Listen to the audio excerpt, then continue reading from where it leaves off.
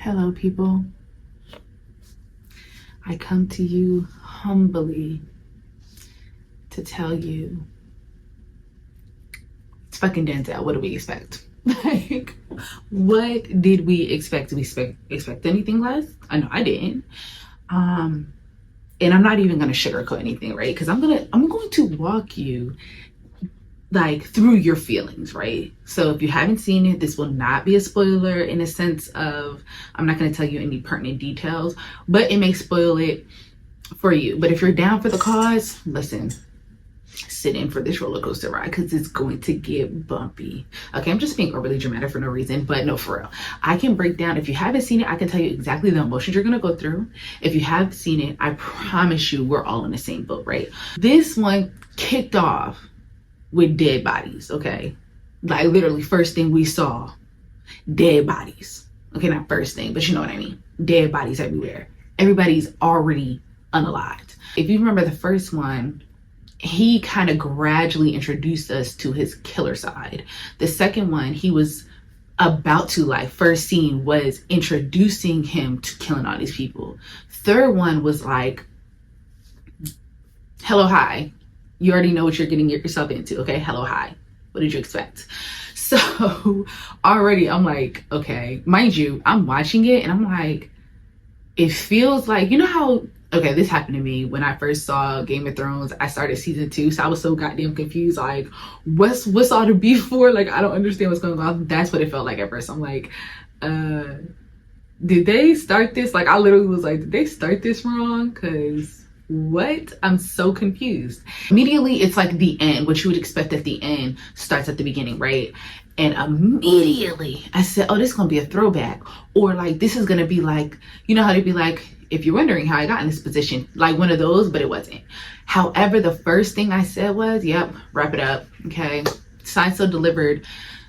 Equalizer is done, like no more. He's looking old. Like, it was the first time I ever was looking at Denzel like, damn, he old. I mean, he is like 68, but I was just like, okay, pops. Like, he was down bad. First 20 to maybe half hour of the movie, even like, you know, obviously they didn't have any mistakes. It plays out how it's supposed to. So when he's alive and stuff, I'm like, he looking old. Like, I really, like, one thing I appreciate about this movie is I didn't know if they were going to be like giving us back and forth because he was looking so old, like so old. I was like, damn, Denzel old, right? But then a scene happens. This is why I'm like, damn, this shit's good. Because full disclosure, you're gonna watch it and you're gonna be throughout it trying to not be disappointed, right? You're gonna be watching it and you're trying because you're like, it's supposed to be good, right? You're gonna be sitting there like that. But then as it plays out, everything starts to make sense and you're like, oh, okay, this is good. Like, it's making sense. And when it's over, you're gonna be like, I get it. It's definitely the most tame out of all of them. It feels like the shortest, but it also could be that we're in a society where like movies are 2 to 3 hours long. So when you get a movie that's under 2 hours, it's like, where's the rest of it? But also, thank you, Antoine Fuqua. Thank you, Denzel. My movie's at 3 o'clock in the afternoon and, you know, 20 minutes of preview. So I didn't even go in there till 3:17. When I was sitting there contemplating, like, did they mess up, right? It was 3:20. I swear to God, I looked at my phone. 3:20. Okay, I didn't look at my phone. I looked at the person's phone in front of me because they were on their phone. Probably texting people like, they fucked up the video. You're going to go through a lot of ranges of emotions because I did. Because it's Denzel. He's the GOAT. And you want this shit to be good. And throughout it, you're going to be like, number one, you're going to kick it off. And you're automatically going to be like, bruh, he's down bad. And then he's going to be alive. But you're going to be like, bruh, you look old as shit. Like, wrap it up. And you're watching when they introduce the antagonist, right? You're watching and you're like, get your crippled ass on. This ain't your business, right? So you're watching it. And I'm literally losing all hope. Like, watching, losing hope. Sitting here like, this about to be some bullshit, right? And one thing, and this is like, so when you really develop a character, this is like the audience learns to pay attention. One thing about Robert McCall, he's very meticulous. He's very detail oriented. He's very organized. He does this And I said, he immediately de-aged himself, okay? So there's this argument, or not argument, but there's this conversation about doing an origin story of the Equalizer, which I'm 100% here for, okay? I don't care how many ways they want to outsource this franchise, just don't give us any more of the Robert McCall, but you can give us an origin, and you can even give us a spin-off version with a female or something. I don't care, because I like the Equalizer franchise, excuse me, and if Marvel can branch off, I think it can as well. So I'm all here for all the ways that they can explore, but I'm not here for the de-aging CGI AI version of Denzel. However, especially when this motherfucker got superpowers and he can de-age himself. Swear to God, I'm watching it, right? And I'm sitting here like, this old ass man, like Denzel, really, like I'm sad because Denzel, Equalizer to me is an actual superhero. He don't have any superpowers and he doesn't have a lot of money, but I promise you, I put him up against Batman with no money and none of them goddamn gadgets. He will whoop Batman's ass, okay? That's like how I'm here for it, right? So I'm looking at my Superman facing kryptonite, old age. He does this, de-aged himself 10 years, swear to you. Like, I'm not kidding, de-aged. It was like, y'all done fucked up. Like, it was just, it was so subtle. And I was like, oh, right? And this is where, I don't care what y'all say, he the GOAT. So you're watching it. And it's like, it's such a slow process. And I just feel like it was such a smart move because it played into the character of Robert McCall. He doesn't do anything on other people's time. Everything he does is well thought out. So he's watching everything that's going on. He's looking at the injustice. He's following And what is he doing every single day? He's fucking walking up all them goddamn stairs every single day. Every single day, walking up the stairs. And I'm sitting here like, oh, because you're watching it and you're expecting the first one and the second one action. Like you had the expectation, but the conversation of this movie versus the other one was very much to, we are friendly, this is family, we are at peace people. And so the movie sort of played off to that vibe, right? It was like, keep calm, keep your composure, stay low because you're not going to disrupt what they got going on, right? Boom. Then you watch, right? So you watch. He has the one small action scene and he doesn't fight it. Like, I just feel like everything about this movie played into the fact that he was literally, this is his actual retirement. And the scene, oof, because no spoilers, but the scene where he says, I've known this, I've known that, I've known this, I've known that. And it's all like death, kill, blah, blah, murder.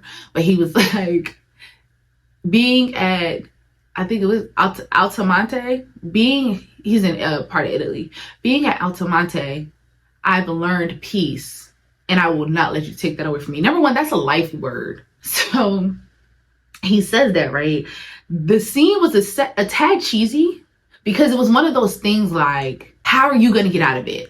Now, I appreciate how it played out because, listen, in this scene, this scene where he does the whole peace thing, I'm like, there is no way he's getting out of it. So while it was a cheesy scene, in my opinion, and I felt like it served its purpose based on the town he was in, because they're a very small knit town, blah, blah, blah. It served its purpose. But for me, I was just like, this is cheesy as shit. Okay.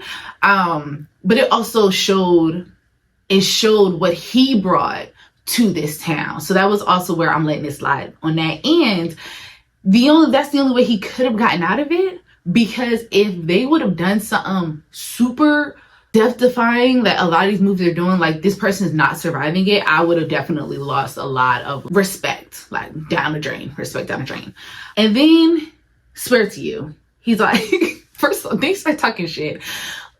He didn't really give us any real monologues in this movie, but he had a lot of pep in his step. So he was talking shit. He was like, I'll be back, like the villain. I'll be back. He like, I'll be waiting for you. Hurry up. And I'm just sitting there like, he literally was just so peppy. And I don't know if that played in the development of his character at peace. This is his home. Like, I can kind of breathe for a second and you're sort of disrupting that breath, right? Then we get to the major scene. I will tell y'all this. because I'm not gonna really, if I talk anymore, I'm gonna give y'all real spoilers. But the movie kind of like was such a slow build. I ain't gonna hold you. It was a very slow build. It had, you know, two storylines attached to it that were interwoven. I have a question in regards to it, but I'm letting it rock because how it plays out, I can't even talk about it. I don't want to give y'all major spoilers, but I'm just letting it rock. But the movie, you're gonna probably be like, I'm kind of disappointed because it was very like we watching this man in retirement, because it kind of felt that way. But I think that was the whole purpose. Like, he literally was like, something happened to him and he got a second chance at life, and he was looking at it like, God put me in this place for peace. Like, I could have been anywhere in the world, but this person picked me up and this person saved my life, and I'm good. I'm done, because he's finally allowed to have some peace. So we're watching a man in fucking retirement for like the 15th time who is truly trying to protect his peace. When you talk about trying to protect your peace, that is like what we watch. So you're gonna be, if you're disappointed and you're like, it's because the action was just not it, I get it. I do think the actual storyline has a lot of gaps. It was just sort of like, is crime solving that easy? That's what I was like, is it that easy? If it's that easy, cool. But I felt like they were just like, this is our time limit. We not having nothing longer. Take a lot of shit out. So overall, will I say it's the best Equalizer? No. But for my sense of like Denzel's ability to go from feeble to motherfucking Robert McCall, this was the one movie out of all of them that you were able to see him down and come back. And that to me was the best part about it, which I gave a pass on the fact that so many things, except the major part that just made my heart smile. But you know, when you find out, you know what I'm talking about. So yeah, I won't say it's the best. So number one's my favorite.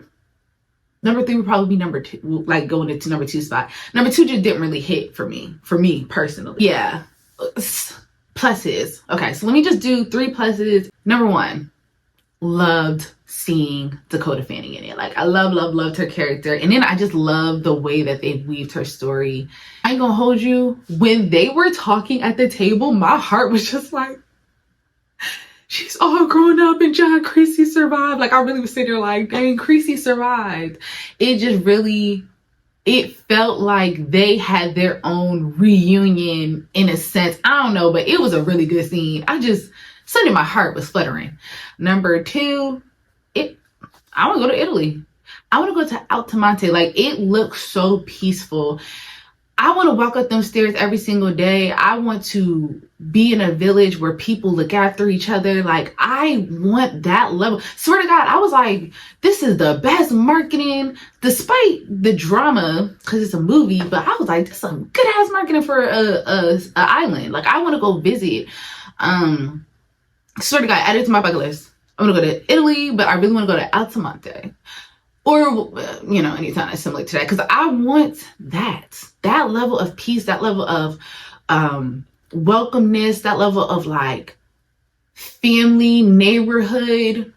We got so many fucking problems in America. I'm just like, damn, let me head over there so I could be peaceful, write, read, do whatever, chill with the town folk and just celebrate life, watch movies. It was just good. I was like, this is some really good marketing. Okay. And the third one that I really loved, the action, while limited, was no holds bar. Yeah. It was literally like, I didn't come here, like, he was tired. I ain't gonna hold you. I feel like everybody was just like, listen, we fucking people up. Moral of the game. No, like, he's such a killer. I just love Robin McCall. And I love the mini messages, right? Because it made me like, so this is a spoiler line. He says, why'd you help me? The guy's like, do you remember what you said? Do you remember the question I asked you when you first got here? And he said, yes. Mind you, he paused for so long. I was like, did he forget his lines? But he was like, you asked me if I was a good or bad man. And I said, I don't know. And he said, a good man wouldn't say he's good or something like that.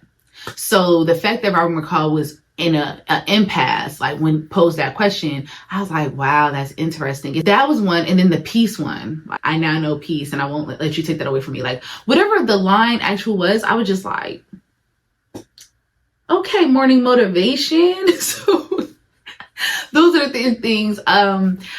Three things I didn't like. I felt like the plot was just like very hold, connections didn't really make sense. One of them made amazing sense, but like I still have a question about one of them. I felt like it was just they could have done it so much better, but it would have definitely had to add an additional hour to the movie to add the right connection. So I don't know what they could have done to better play into why things are playing out the way they are. Although a lot of it was like you find out when you find out. I just sort of like 100% feel like they just was placing people in places and positions to be in the right position in the right place to handle shit. Like it was just lazy. I didn't like that they sort of alluded to this like love interest of this lady.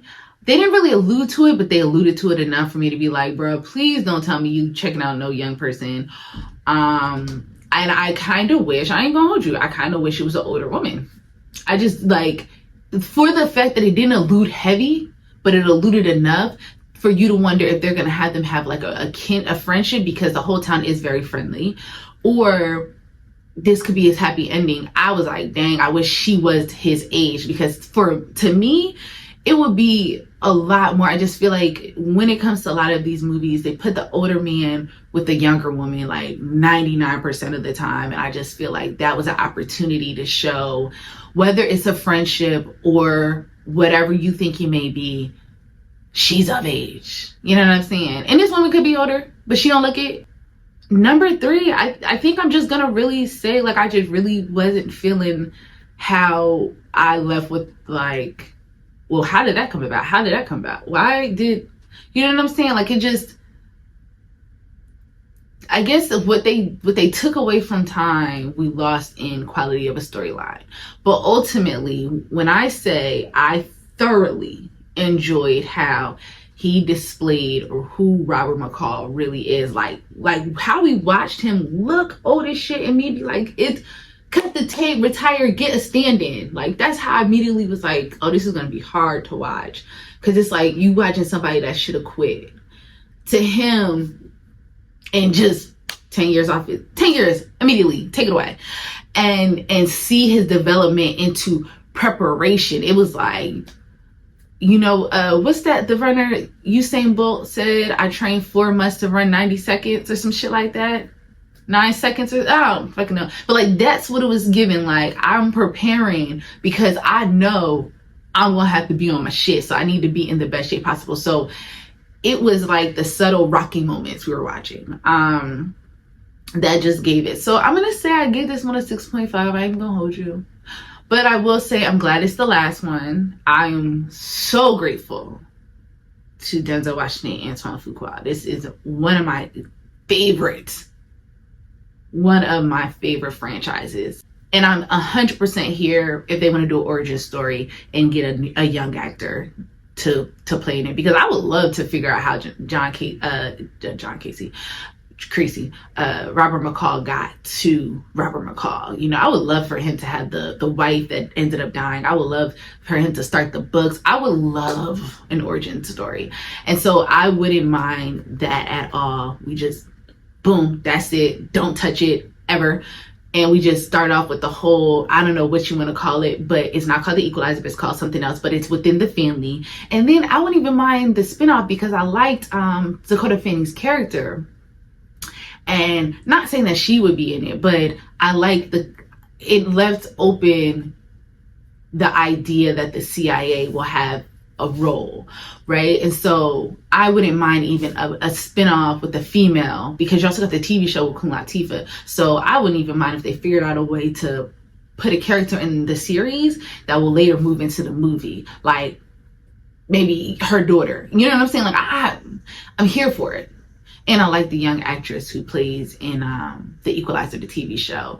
She's in this movie called Angry Black Girl and Her Monster. If you have not seen it, please check it out. But yeah, so that's just my take on it. 6.5 out of 10. I'm sorry, I just really was upset with the plot. But other than that, everything else, like, I highly recommend it. Denzel did his thing per motherfucking usual. Okay, this is my take. This is the Ready to Be podcast with your host Sharifa. I'll see you in the comment section.